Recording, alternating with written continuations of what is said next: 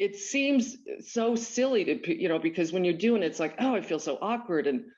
But the thing is, you have to get over that awkwardness because it's only awkward for you. And ultimately, whose experience matters in this conversation is the customer, right? So for them, they're having a great experience. They're feeling connected to you.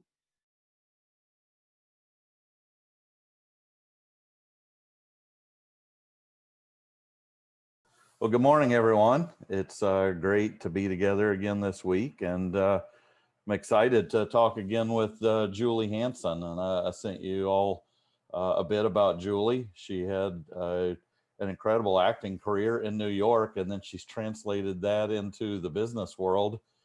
And she has some incredible stories and life lessons that I think are, really ended up even more relevant this year, since so many of us now are on camera more probably than we ever planned in our lives, with Zoom and virtual presentations and virtual fundraisers and virtual meetings. And so we've all become screen stars, hopefully a little bit this year. And Julie has a lot of advice that I think, when I read the book, I thought it was really relevant and helpful. So Julie, why don't you tell us a little bit about yourself, your history, some of the inspirations that led you to an acting career, and what are those lessons that you've learned? You bet. Well, first of all, thank you for having me, Randy. This is really quite an honor. And a couple of familiar faces, Joel and Harry, great to see you. We had some wonderful conversations all through Randy. So I'm very grateful that we connected through another guest, I guess you had in your show, Randy, through Colleen Stanley. So she's a good friend of mine in the sales leadership group that I'm a member of. And the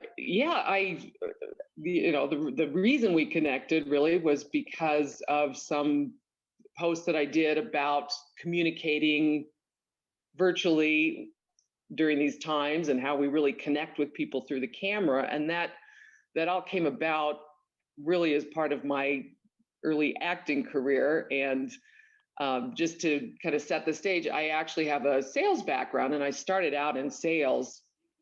And frankly, I was not a very good salesperson when I started out, because my first job was as a buyer. And so salespeople would call on me, and I thought, wow, that looks like a pretty fun, easy job. They're driving better cars than me. They're out and about meeting people. I want to do that. And when I got into sales, I felt like I was surrounded by all these extroverts, and I got very nervous in front of customers, and it was very stressful. I was used to people saying, yes, when I talk to them. And as a salesperson, you get much more rejection than when you're a buyer. It's the polar opposite. So I thought, what can I do to really get out of myself and get past this, this fear?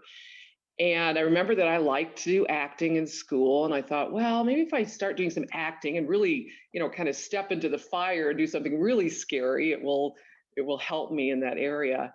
And so I started taking acting classes, and lo and behold, it really helped me as a salesperson in terms of gaining confidence and just finding my voice, and realizing that whatever we're doing, we are in a role. We're always playing a role to some extent, and we play roles throughout our life. We're a leader, we're a parent, we're a sibling, we're a soccer coach, what have you, and we don't turn into another person, right? We just use different parts of ourselves. So it helped me understand, this is my role as a salesperson, and how do I show up the best way possible, and not take that rejection so to heart that it's just eats the core of me. So that really inspired me to help other people that I met in sales who were struggling with, that lack of confidence or getting down about rejection. And as I turned into a manager, I coached people just using a lot of the acting techniques and skills that I learned. And I realized about 12 years ago, I was considering another career move in sales. And I'd been doing some acting in New York, as Randy said, and frankly, I just did not have the desire to be a starving artist. I had made money in sales. I was like, I can't live this life, as fun as it was. But I thought, well, what can I do? I have this acting background, I have this sales background, and uh, I I realized after talking to several people, I really needed some people to kind of give me an outside perspective and go, well, don't you use that in your business? I was like, oh yeah, that's just what I do.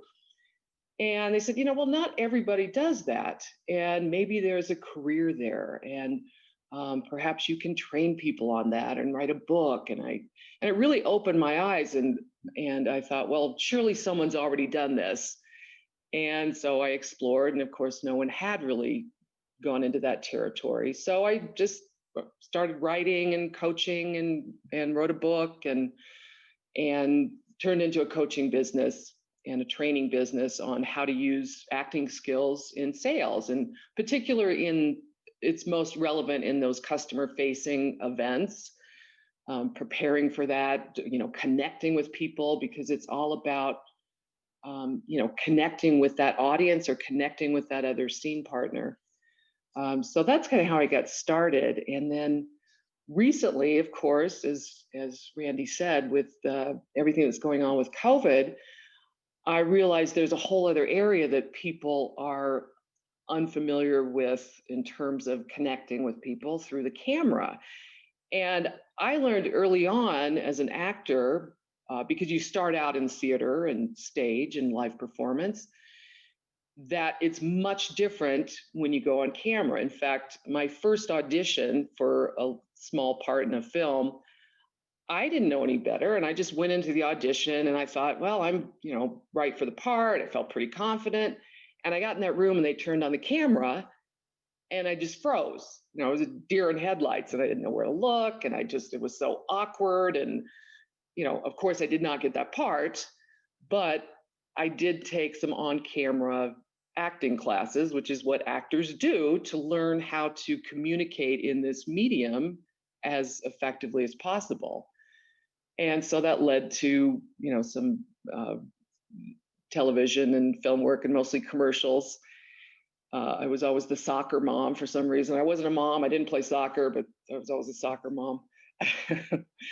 And that was a lot of fun. But so I recognized with COVID that this was an area that, salespeople were like, "Oh my God, I'm on camera. It's so awkward."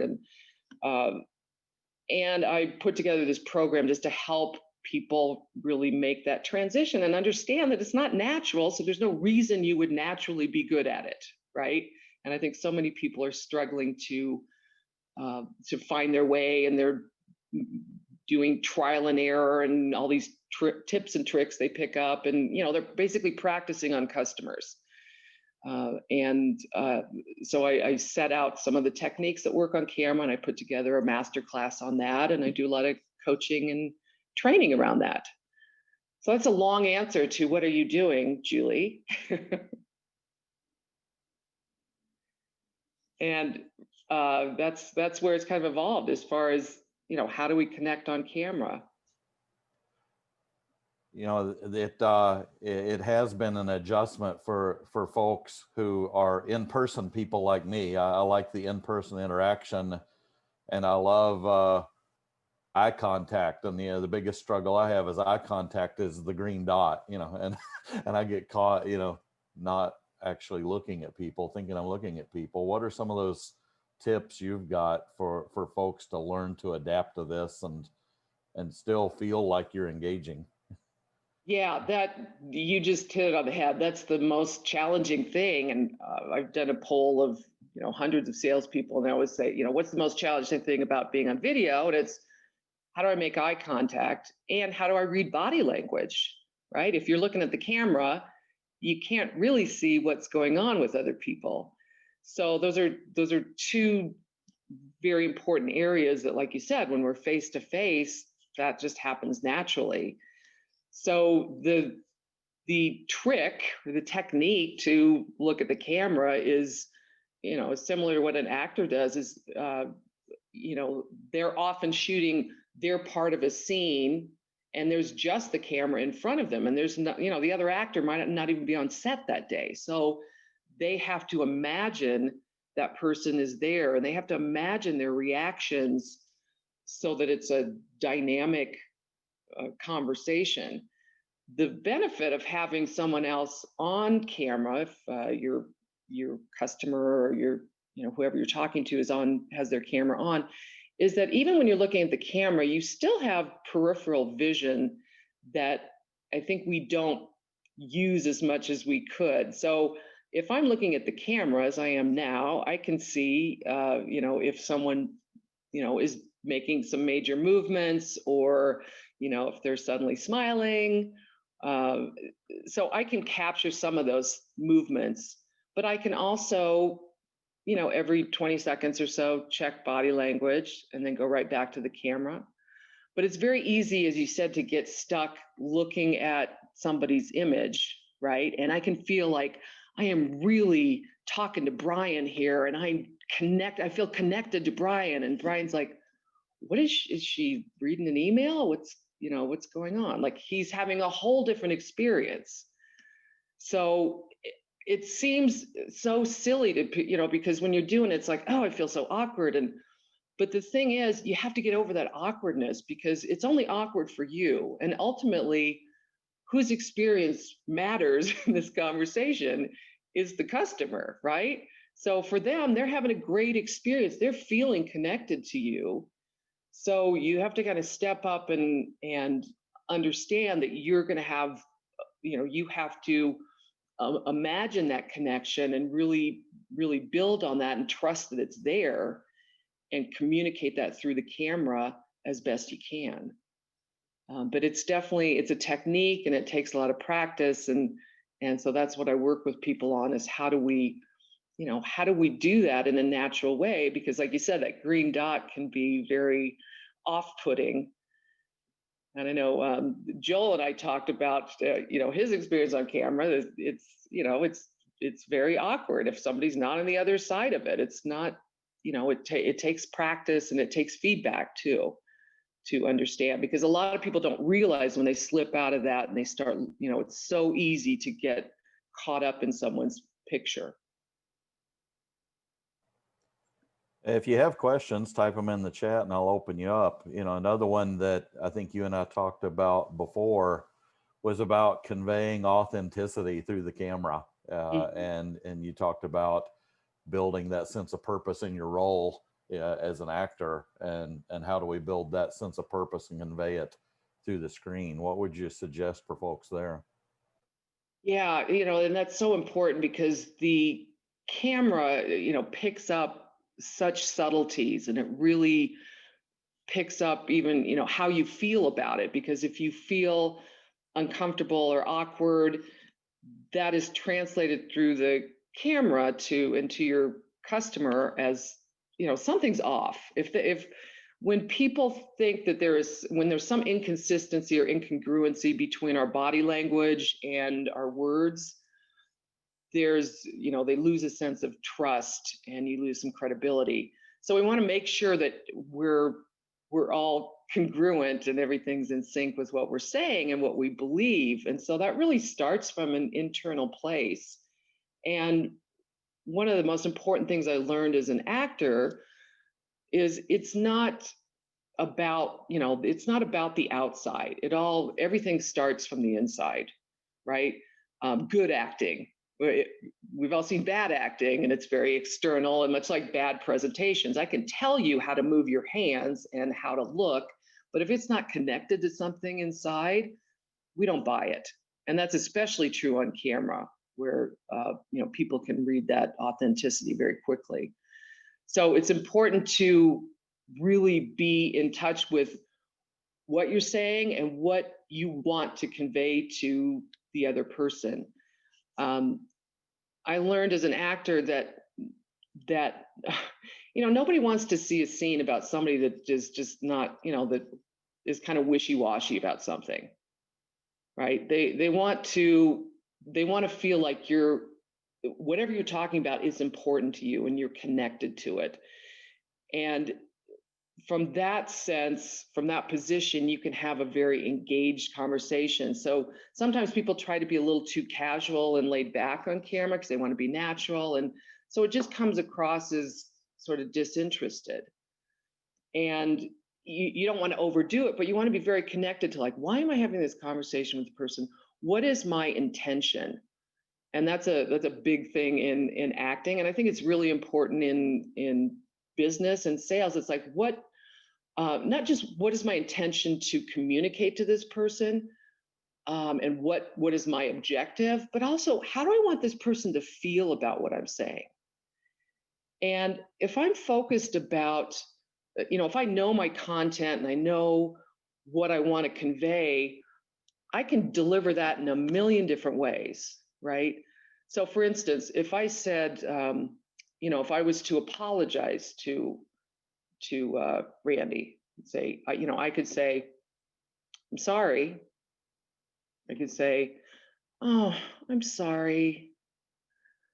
Right? Very different, because I have a very different intention. Like the first one might be just to just get him off my back, right? I'm sorry. Okay, let's move on. The other one would be, my intention is to, make you feel better and understand that I truly want to make amends for this. So if I think more about how I want the other person to feel about what I'm saying, that can really connect you to them through any medium. If I want to get you excited about something, I'm going to deliver, my content in a much different way. My message is going to come out, very different than if I just want to. I'm just going to tell you this. So let me tell you about, how I started out in sales and what happened, as opposed to maybe I want to inspire you. Like, I started out, I was not good communicating with customers, and here's what I did. Has a whole different energy to it. And what I think happens on camera a lot, and this has to do with nerves and just the newness of it and the distance and the technology and certainly all the other things that you have to think of when you're on camera. You have to be your own producer and everything else. Our intent gets very watered down, and we get a little mechanical in our delivery, and our connection suffers. So that's one way I think to really help, boost up that connection and create that relationship, is to convey, feelings, thinking about how we want someone to feel. And if you think about that, you don't have to think about how to say something or how to use your hands. If I think about getting you excited, my body is going to naturally fall into place. So I think that's one of the key things I learned as an actor that's so important in business, because a lot of those business conversations are really missing that personal connection and that emotion that's involved in that relationship. I remember you and I had a conversation about your Ricky Bobby post about what do I do with my hands, which is Right. a great movie scene, but I think a lot of people are like robots here, but you're gesturing. Yeah, and I think there's a lot of misnomers about gesturing. I often coach people who are clearly sitting on their hands, like someone told them, do not gesture. And so they're, in trying to sit on their hands, their delivery is really flat and their personality is kind of, not coming through. And it's because they use their hands to communicate. So it's okay to use your hands. It's just knowing how to use them, knowing what your frame is, trying to keep those movements within frame. There's a saying in film that less is more on camera. So instead of a lot of fast movements, unless you're trying to exaggerate something or make a point, less movements, more specific, more purposeful.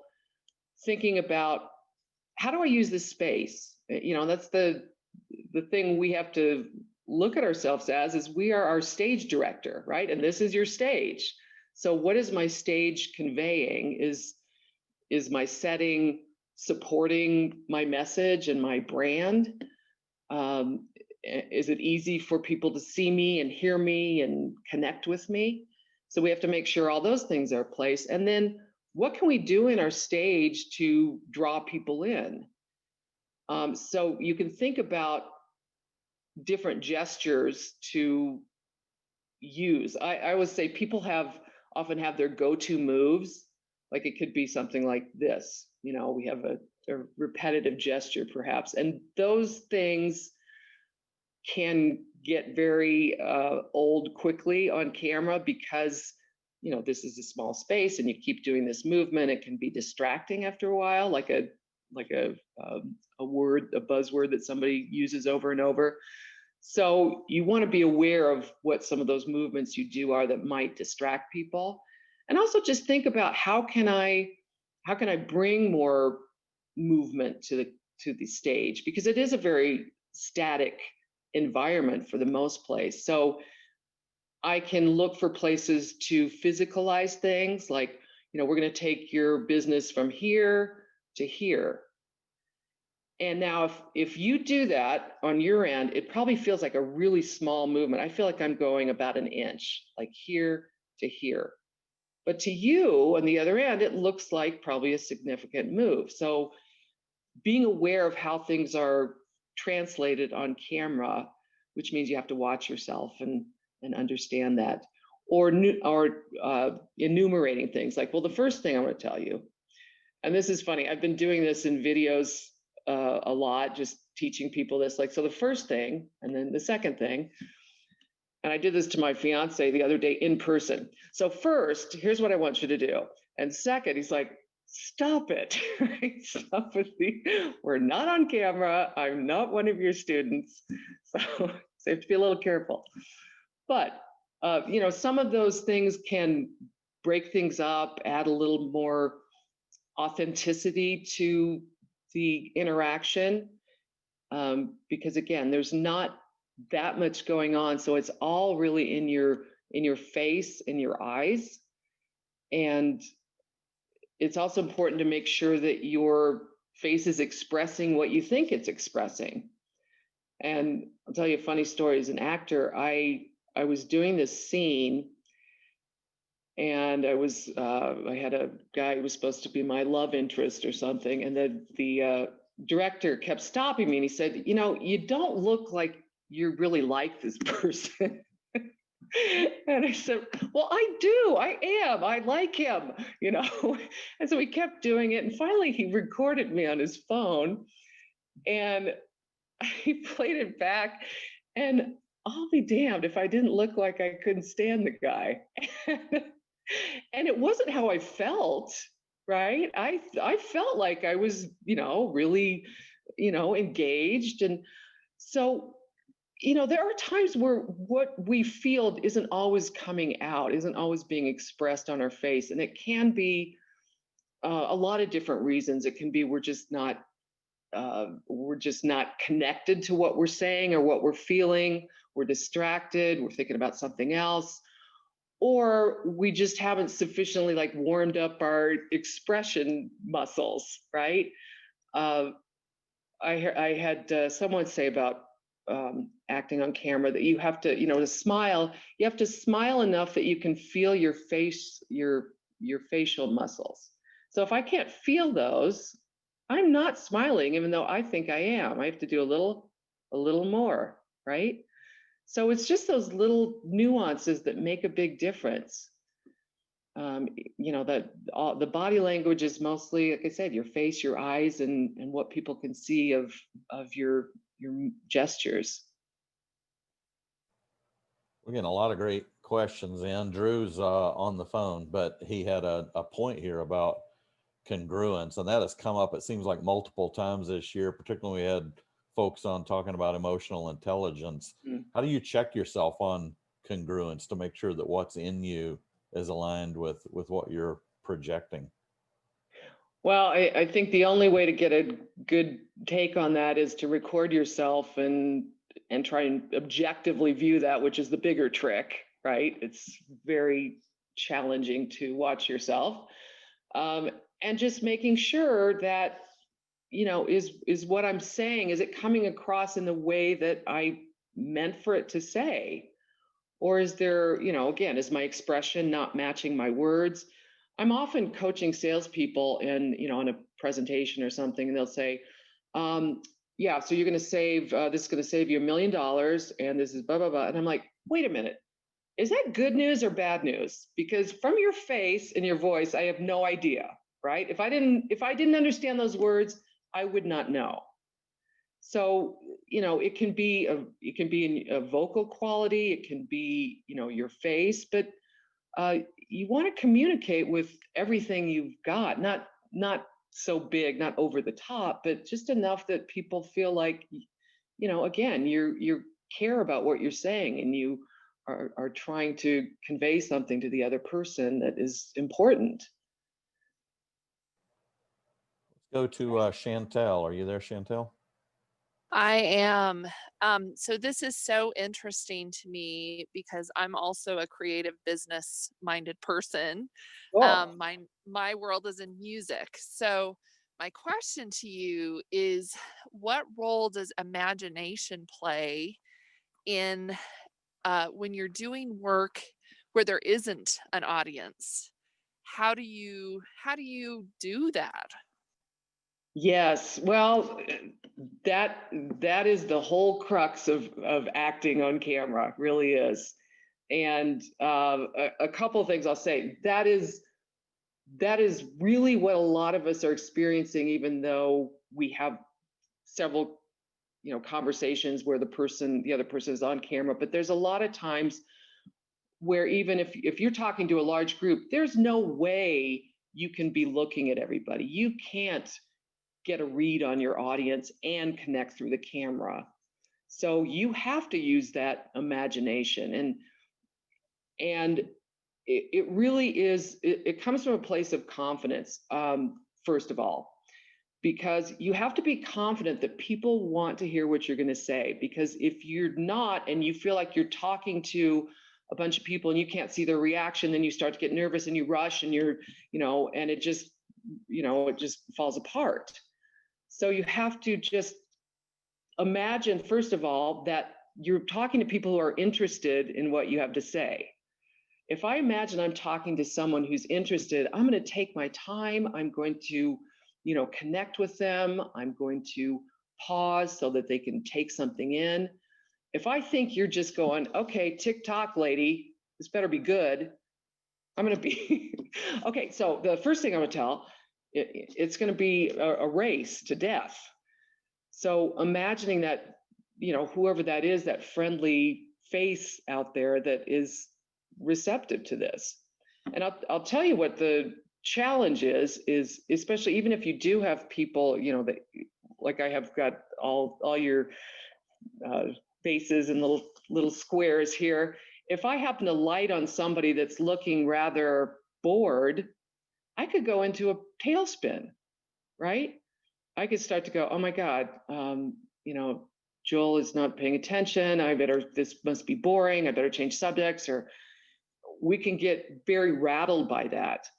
And what I want to say is, even when you see people on camera, understand that people have a different resting face on camera. I call it resting business face. And that's when when we get in front of a screen, like you guys are now, you're in front of a screen, and we go into passive watching mode. And it looks like we're not that interested. But it doesn't mean but that's not necessarily the case. That's how I look when I'm watching a really good TV show. That's how I'm not going, wow, ooh, I'm not in a comic book, but we perceive that as a presenter as, oh my God, they're bored, they're not paying attention. And that is the death of your delivery if you start to take that personally. So that imagination is a very important piece. And also taking into account that if you can see the people, don't be thrown by every, passive face that you see, or you will be, racing to the end. Wow, thank you so much. That was great. Thank you. It was a great question. Kurt, I know you got a couple questions here. Yeah, it's fascinating to me. So first of all, thanks, Julie. And I wrote down something that you just said a couple minutes ago that said Good. we ought to care about what we're selling or what we're saying, right? And if with your sales experience, I guess I could have been saying or selling. But if that's the case, if you genuinely are excited about, man, you're going to save $1.1 million. How cool is that, right? Right. So if you're genuinely excited about the content, my perception, and you've used the word as an actress, acting, do you really need to act if you're engaged and you care? So I'm going to take it up to a leadership level or a personal level. If you have a purpose and if you're communicating content and care about the discussion you're having, and you're genuinely engaged versus going through the motions and, oh damn, I got to go at it again today, and do you need to act is my question. That is a great question, and it goes back to what is acting. Acting is, I think the best definition I heard is is acting authentically in imaginary circumstances. And when you are really acting, your best actors, they are not, they are imagining the circumstances, but they are using their own emotions, their own feelings, they are putting themselves in those circumstances. So they are as real as they can be in these imaginary circumstances. Just as we are now in these sort of imaginary circumstances of connecting with someone. So we are trying to imagine that we are face to face and we are having this conversation. So that's really the only difference. And then it's just all the techniques. As an actor, you learn to communicate as effectively, as authentically as possible, whether you're in an imaginary circumstance or not. So if you put the acting aside, yes, it's used for, plays and things that are, make believe, but they're very good skills just for connecting to your content and trying to deliver that, in a real circumstance, because it's all Just about what am I saying and why. Kind of broad in general speaking and communication skills, right? So again, I would say speaking communication skills in general, as if you were one-on-one, but that are appropriate for video as well. Just acting, I have a, not for the profession, but acting has a fake connotation to it. To your point, you're imagining, it's not real, it's not genuine, you're putting yourself in a setting. And so that's my only comment. And here's my follow-up, and so Randy, you won't have to come back to me. I've read a little bit that there's a little bit of Zoom or Teams fatigue going on now. People were excited and engaged, and it was meaningful in April and May, maybe a little bit of March. But we're starting to get a little bit of fatigue, and maybe that's why the Rona numbers are shooting up, because there is a genuine desire to meet people in person. But I'll go back to my question. Is that true? Is there information and numbers such that part of what Zoom says, and that's why they got a 40-minute free meeting version, is the interpersonal connection has decreased because it's not as novel. So some of the Zoom meetings, there's fewer of them, and the meetings that are happening are becoming more efficient. Do you know if any of those, what I read, and I have a tough time finding out truth these days, are any of those statements true? Accurate. I don't have any hard research on that. When I, worked with a lot of companies and hundreds of salespeople, and I know from what I'm hearing that the trend is that customers are turning their camera off. So they're less likely to have their camera on. So you're more likely to be in a circumstance where you, in fact, are talking to the camera. And unfortunately, a lot of salespeople are using that as an excuse not to have their camera on, which I think is a big mistake, because you're losing that opportunity for them to feel connected. Again, it's not about us, it's about them, right? About the other person.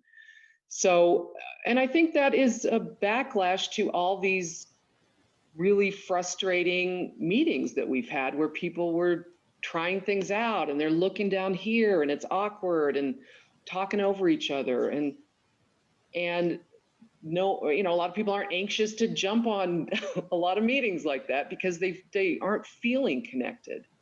But if you can be the person that actually makes them feel connected, if you know how to use the medium and translate what you're saying across the airwaves, as it were, to land on that person and connect, why wouldn't somebody want to connect with you? So there's such a low bar now that I think the people that really know how to own this space are going to be successful in establishing those relationships, because there is no other way right now for a lot of businesses. It's helpful. Thank you. A great question. That's a real issue. Absolutely. Let's go to David. Hey, Julie, Hey. you can grade me 1 to 10 at the end of this based on my eye contact with the camera, because I still far. challenged by that and not getting distracted by what's on the screen. What do you think about sitting versus standing? I've done presentations online both ways. Mm-hmm. From what I've heard is people tend to think that it's easier to generate and to project energy if you're standing up versus sitting. I was just wondering what your thoughts were. Well, that's true. There is something about, you know, sitting in your chair and sitting in your comfy chair at home where we get a little too, you know, relaxed, and then we start to lean back, and then our energy goes down. It's like, hey, David, how you doing? Great. Not engaging. So there's the danger of that. So I always tell people, even if you're sitting, like, get up between calls, move around, shake it out. That's one thing I learned as an actor. It's most of your work is before you get on camera, right? It's getting your energy up. It's shaking out, making sure, you know, you have access to all those muscles that you want to express yourself with and your voice. But standing up is definitely a place of coming from a place of more energy and power, making sure, you know, you're changing the frame. So making sure that you're framed correctly. It's not, you know, we still see enough of your face and not, you know, half a body shot. So ideally, you know, this is a medium close up. You want them to be able to see your face. Should be enough real estate that they can really see you.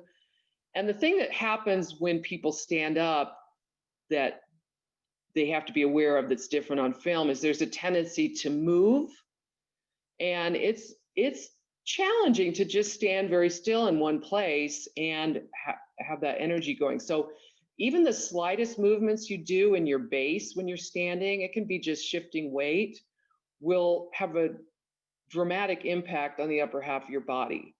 So you just need to be aware of that and just practice standing, you know, balance your weight equally balanced on both feet. Practice that when you're, you know, in line at Starbucks. Not that we're ever in line anymore, but it's where we used to be able to practice things.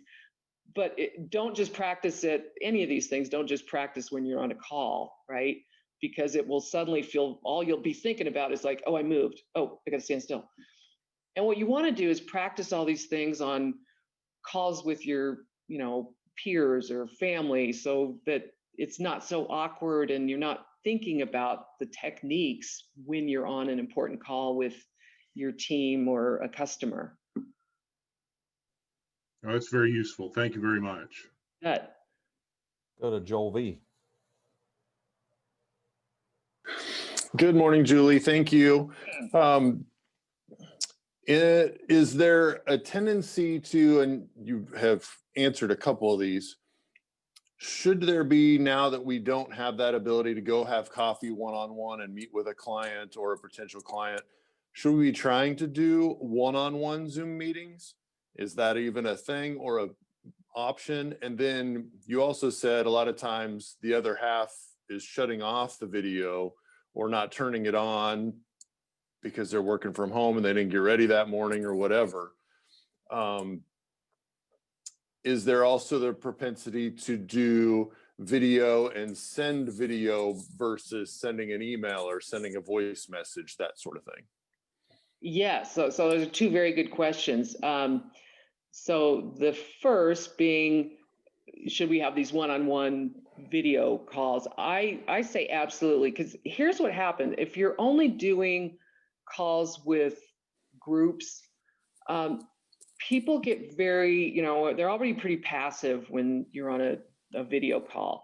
And if there are other people there, because we can't see if the other person is going to answer a question, when you pose a question, everybody will be like, well, I bet Randy's going to answer that. Or, they're hesitant to jump in. So you'll get much better, you'll get much better interaction one-on-one. So a lot more can take place there.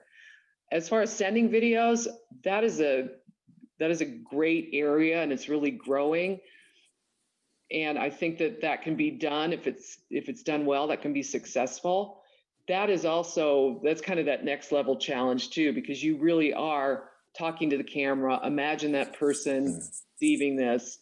And there's a lot of tactics around that, like how do I make that short and succinct and engaging? Am I sending this to a prospect or somebody that I know? But that's where those techniques really come into play, because that is the more difficult piece of that equation. But absolutely, I think it can be very effective, and I know a lot of salespeople who have good results sending out these short little videos. Okay, thank you. Yeah. I think Frank wants to ask more about that of using YouTube and website videos as well. Frank? Yeah, unmute, Frank. Sorry, Randy, I thought that was your job. Any suggestions, Julie, regarding YouTube, website, videos? I mean, yeah, any thoughts? Okay. Partners? For your business? Mm-hmm. For promoting your business? Yeah. I mean, there's a lot to, website. Gosh, that's not my forte. I'm going through a website redesign, so all kinds of, that the SEO and all that kind of thing changes so fast. You really got to get somebody who knows what they're doing. YouTube, I think, is a great place if you've got some good, if you're going to consistently add videos. Mine, I just started, I've got a playlist where I do tips, and I've got a section with interviews, which, by the way, I did a interview with Joel Goldberg here, and that's in editing, Joel, so it's going to be out soon. Turned out very well. I do say so myself, because I had a great. Well, I guess Julie, I'm referring to just production type. Any suggestions on, formal, informal? I guess as long as you're authentic, it doesn't matter. So I'm really talking not so much website, clicks and likes and all that kind of stuff. To just, the actual video, what should be the production of it. Yeah. Sure. Well, I think especially for, the website is might be different, but I think for YouTube especially, I think there's so much content, and I think you have to think about what is your brand, what's your voice, what's the personality that you want to convey. And I think it's a little more informal and thinking of ways to make it fun and how to, and, why would someone go there? Not just to necessarily learn about you, but maybe to learn some tips about the industry that you're in or the problems that you solve. So making it very focused on a specific subject that somebody would search for, because that's really what they're going to go there for. And that's, and you're up against all kinds of like how-to videos and interviews and that kind of thing. So short and Thank sweet, and purposeful. Thank you. I think Chantel wants to talk about my dress and makeup for preparing for for on camera. Chantel, what should I be doing? Well, I guess that was my question: is what are some of the routines you have before you present or have an on-camera presentation or interview? Okay, great question. I have a warm-up that I do, so it's just I put together like a 7-minute warm-up, which you guys are welcome to have. I can send it to Randy or you can email me, and it just goes through vocally, like warming up your mouth, ba ba ba ba ba ba, da da da da da da, doing tongue twisters, because the last thing you want to do is have your first words that come out of your mouth be to a customer or somebody that's important. So you want to warm all those things up. You want to stretch. You want to get rid of that tension. And you want to get energized. So those are really the 3 main areas that you want to focus on. And then you can focus on, again, what is my intention for this call? Why is it important? And what do I want to convey? And how do I want that person to feel? And that really sets the stage as far as getting me in the moment. And as a performer and as a presenter, just making sure that your stage is as you want it, because since we're at home, there's a lot of variables, right? It could be a different time of day, so I got to make sure the light is okay, and somebody could have put something on in my background I've got to move. So always checking your set, going through that process to make sure everything's where it should be, so that you can communicate as effectively as possible. And then are you asking about appearance and routines and Yeah, that? I mean, I think it's all kind of part of it, right? It's Sure. What you wear, I mean, I'm gonna ask this question. What are your tips about patterns and colors on camera? Yes, so that's a great question. And I was just having this conversation with someone. First of all, the camera likes certain colors, like bright colors, jewel tones really shine well. A lot of you have some bright blue shirts on, which are awesome. And stripes and polka dots and things that can make your eyes cross are not great on camera. They can be a little distracting. Really loud patterns take away from your face. And what you're really trying to do is bring the focus to your face, right? And that's why bright colors are nice, because they bring out your eyes and your hair, and it just makes the rest of your body shine. And then you have to take into consideration your background. What is a good contrast to your background? Randy, because Randy has on a black shirt and he has a black background. So I'm going to just call you out there, but you know that, right?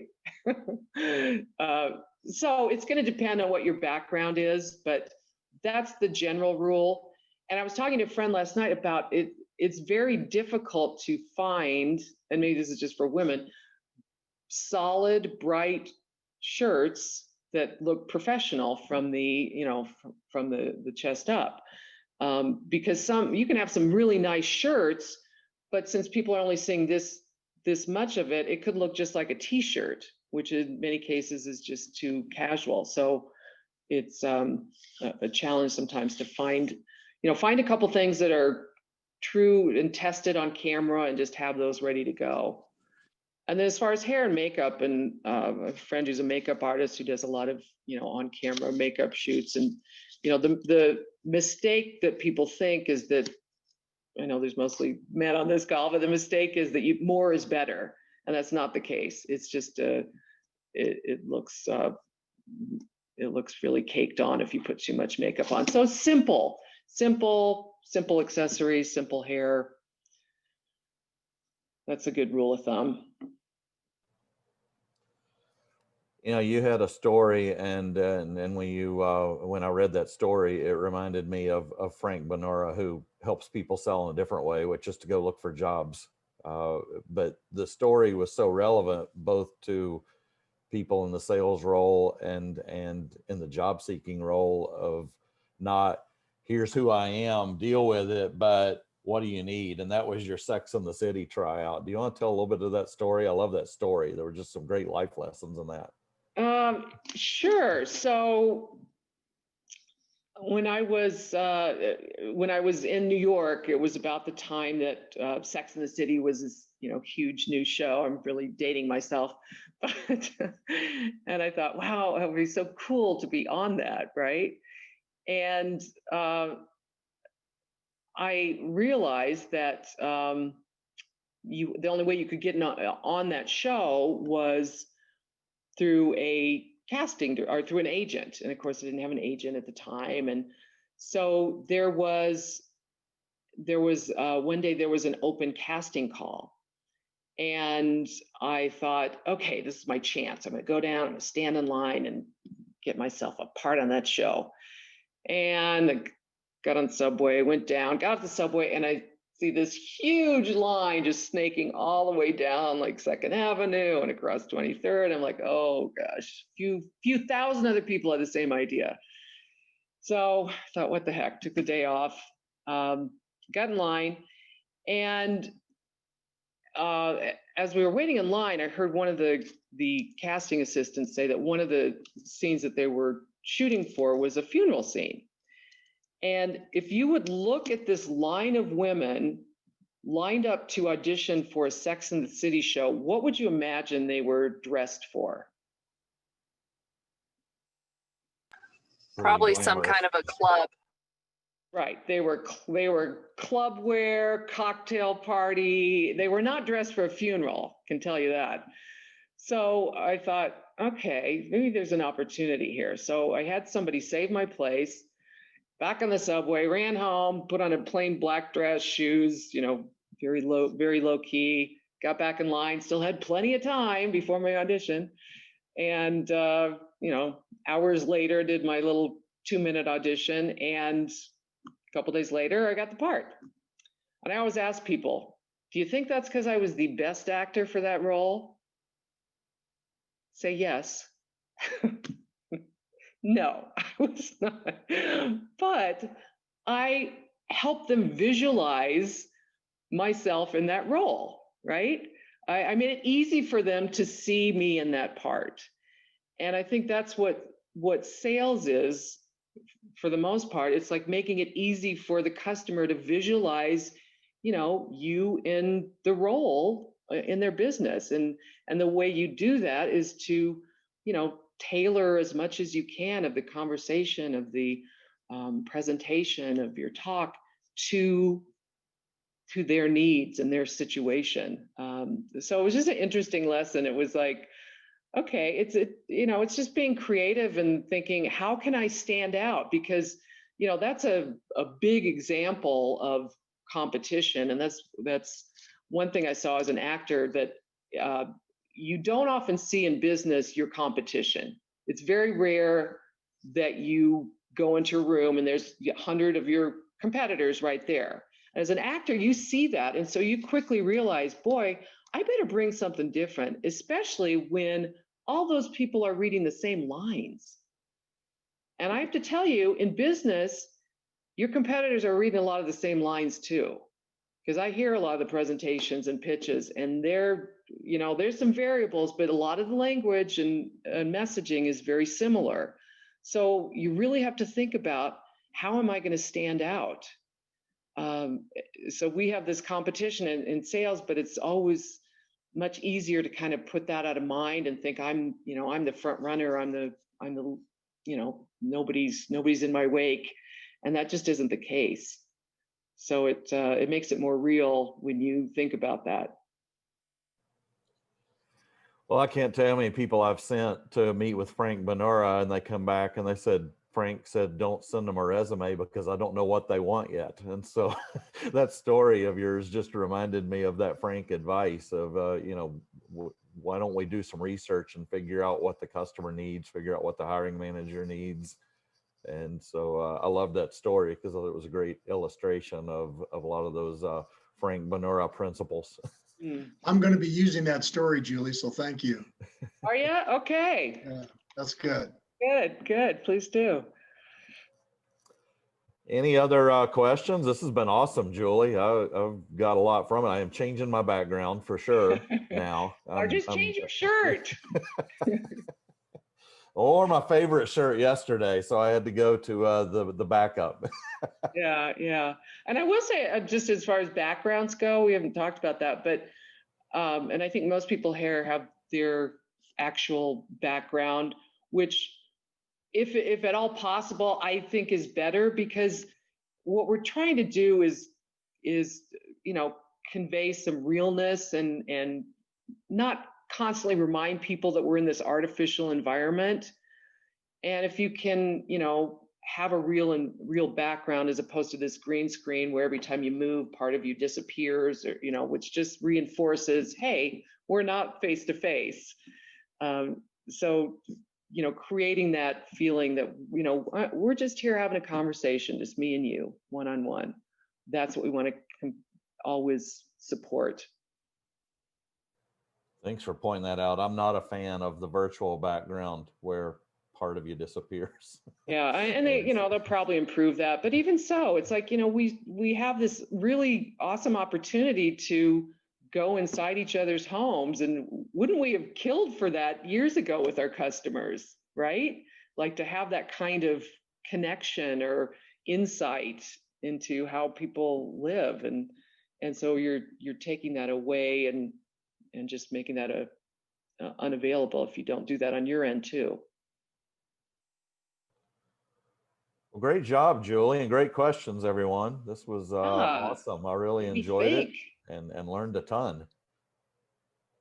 All right. Well, thank you so much. I'll get everybody's info out and your contact info. So if folks want to engage with you or with their firms or with folks in their firms, they'll be able to get in touch with you. Yeah, please do. I mean, if you have any other questions we didn't get to, or something percolates up later today, just feel free to reach out. Awesome. Everybody have a great weekend. I appreciate the time together. It was great. Thanks, everybody. Thanks, Randy. Thanks, Julie. Bye. Thanks. Thank you.